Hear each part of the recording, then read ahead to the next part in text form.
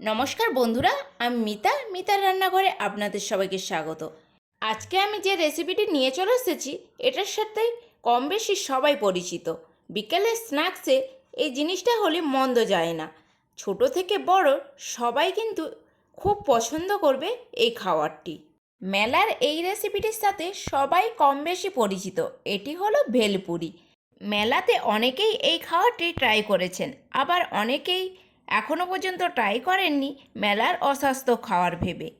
তাই তাদের জন্য নিয়ে চলে এসেছি অল্প টাকা খরচ করে বাড়ির সবাই একসাথে এই খাবারটি এনজয় করতে পারবেন। দেখুন কতটা সফট আর স্পঞ্জি হয়েছে। তাহলে এবার ঝটপট রেসিপিটি দেখে ফেলুন। তার জন্য আমি এখানে 500 গ্রাম ময়দা নিয়েছি। আপনারা কম বেশি করে এখানে নিয়ে নিতে পারেন।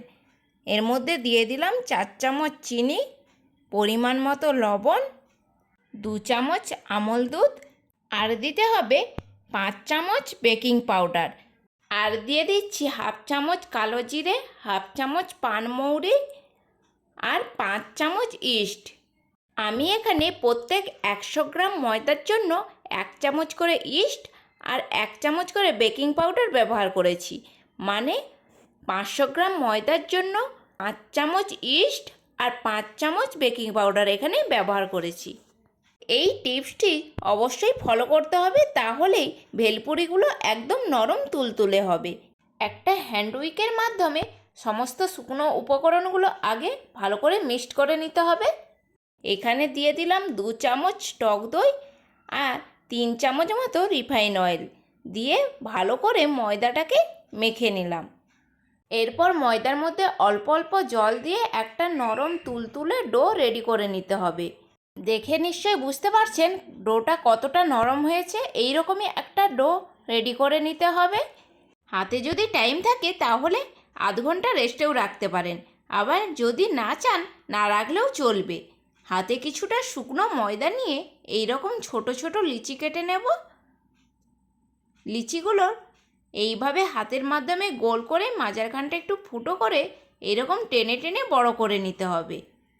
দেখে নিশ্চয়ই বুঝতে পারছেন আমি ভেলপুরিগুলো কীরকম রেডি করেছি। এরপর গ্যাসের ওপর কড়াই বসিয়ে কড়াইয়ের মধ্যে পর্যাপ্ত পরিমাণে রিফাইন অয়েল গরম করে নিয়েছি। একে একে প্রত্যেকটা ভেলপুরি গরম তেলের মধ্যে দিয়ে দিলাম। ভেলপুরিগুলো ভাজার সময় অবশ্যই গ্যাসের ফ্লেম একদম লো টু মিডিয়াম ফ্লেমে রেখে কাজগুলো করতে হবে, না হলে ওপর দিয়ে এই রকম লাল হয়ে যাবে, ভেতরে কিন্তু কাঁচা রয়ে যাবে, তখন খেতে ভালো লাগবে না। একই প্রসেসে সমস্ত ভেলপুরিগুলো আমার রেডি হয়ে গিয়েছে।